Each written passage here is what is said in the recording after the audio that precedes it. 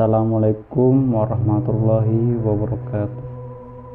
Selamat datang kembali di Ansera Online dalam segmen cerita horor. Di video kali ini kita akan menceritakan pengalaman dari Marsanda yang diganggu makhluk halus atau makhluk tak kasat mata. Terlebih dahulu kita menceritakan background siapa itu Marsanda. Marsanda adalah seorang ibu rumah tangga dan dikaruniai satu orang anak. Marsanda tinggal di daerah Sidoarjo, Jawa Timur. Orang tua Marsanda bercerai ketika Marsanda masih kecil. Marsanda ikut dengan ayahnya yang sudah menikah lagi, sedangkan ibu kandungnya tidak tahu di mana. Di rumahnya hanya ada kakek, nenek, om, serta ibu tirinya. Selama Marsanda tinggal di sana, Marsanda banyak mengalami kesedihan karena perbedaan persepsi antara nenek, ayah, dan ibu tirinya dalam mendidik Marsanda. Ayahnya menginginkan Marsanda untuk fokus belajar. Neneknya menginginkan Marsanda untuk membantu pekerjaan rumah.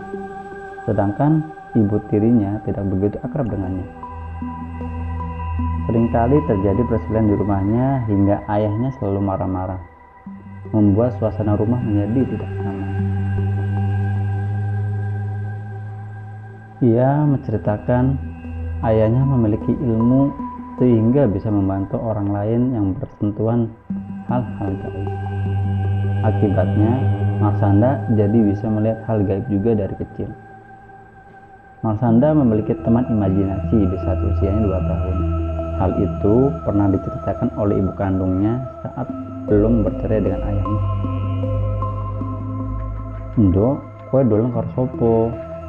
tanya ibunya kepada Marsanda kecil.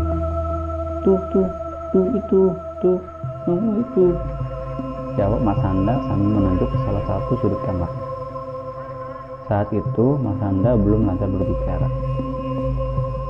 Ibunya melihat ke sudut yang ditunjuk Marsanda, tapi tidak ada siapa-siapa. Sini main sama ibu aja, ajak ibu kandungnya, karena merasa khawatir dengan anaknya. Kejadian ini sering kali dilihat oleh ibunya. Marsanda terlihat asik mengobrol sama temannya, bahkan berlari-lari seperti mengejar seseorang, padahal tidak ada siapa-siapa di situ. Waktu pun berlalu. Marsanda kemudian duduk di bangku kelas 3 SMP. Ada satu kejadian yang membuat Marsanda sangat sedih, yaitu di saat belajar untuk persiapan ujian sekolah. Neneknya marah-marah karena Marsanda tidak membantunya untuk menanak nasi. Saat itu, Marsanda mengikuti kata ayahnya untuk fokus belajar.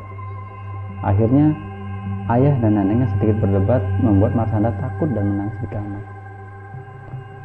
Kenapa sih ayah sama nenek marah-marah terus? Kenapa nggak diomongin baik-baik saja? Gerutu Marsanda dalam hati. Aku puyeng tiap hari kudu dengan omelan ayah sama nenek. Kapan ini selesai? Marsanda ngomong-ngomong sendiri sambil menangis. Jam menunjukkan pukul 2 siang.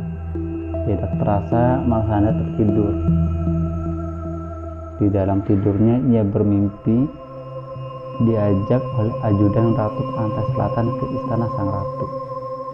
"Ndu, ayo melu aku sedalo wae." Aku mengangguk lalu mengikuti beliau. Naik kereta kuda yang berwarna kemasan dengan bergambar kepala naga. Beliau mengatakan, "Uri kuwi dilakoni wae, seneng susah wis wajar. Lakonono kaya milihe banyu lek wis wayahe yo wayahe. Kowe aja wedi sek duwe bunda. Aku bakal njaga kaya janjiku sing wis tak ucap karo Raja Mataram sak turunane." Artinya, hidup itu dijalani saja. Mau senang ataupun susah, hal itu sudah wajar. Jalanin kayak air mengalir. Kalau sudah waktunya, ya waktunya. Kamu jangan takut selama punya bunda. Aku akan menjagamu seperti janjiku yang sudah diucapkan ke Raja Mataram dan turunannya. Tiba-tiba Marshanda terbang dan berada di laut lepas. Marshanda merasa takut karena mengira dirinya akan terjatuh dan tenggelam. Di laut lepas Marshanda melihat sebuah lubang. Ia melihat istana yang begitu besar dan bercahaya. Saat itu Marshanda hanya bisa tertegun melihat kemegahan istana Bunda Ratu. Akhirnya Marshanda pun masuk ke lubang tersebut. Di dalam lubang tersebut ada banyak pintu yang dijaga oleh pengawal kerajaan. Di sana Marshanda ditunjukkan berbagai tempat, seperti tempat arwah-arwah orang yang tenggelam karena ulah prajurit Blorong, dan ada tempat arwah-arwah orang yang tenggelam karena kecelakaan. Di antara banyak tempat di sana, Marshanda diberi satu buah kamar untuknya dan juga ada embok embannya. Embok emban itu pengasuhnya. Beliau menyuruh Marshanda untuk memanggilnya Bunda. Beliau sangat lemah lembut. Rambut beliau sering disanggul dan memakai baju berwarna putih, dan memakai baju berwarna hijau jika ada pertemuan atau hari besar.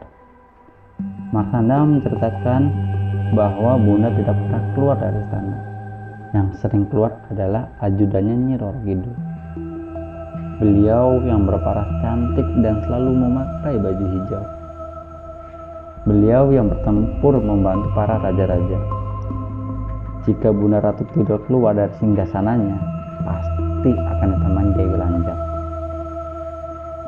Meskipun Dewi Lanjar adalah penguasa pantai utara, tapi beliau selalu setia pada Bunda Ratu Kidul.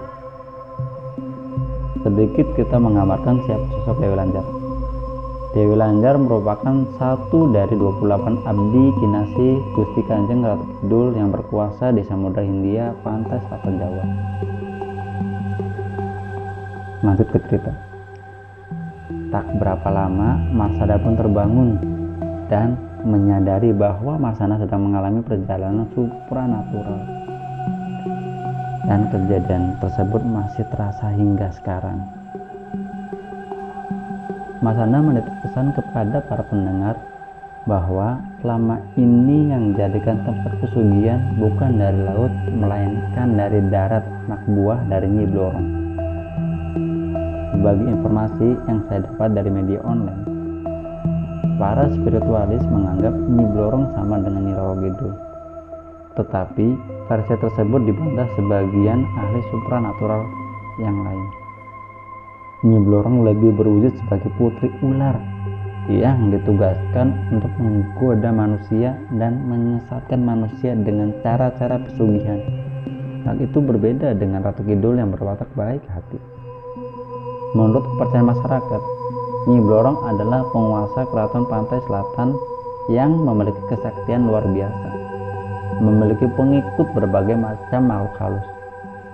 Ia konon memang ditugaskan untuk menyesatkan manusia agar terjerumus pesugihan dan menjadikan manusia budak-budaknya yang taat. Nyi Blorong tampil mengenakan kebaya berwarna hijau dengan rajutan emas. Kain panjang berwarna emas tersebut konon merupakan perwujudan sosok aslinya, yaitu ular raksasa.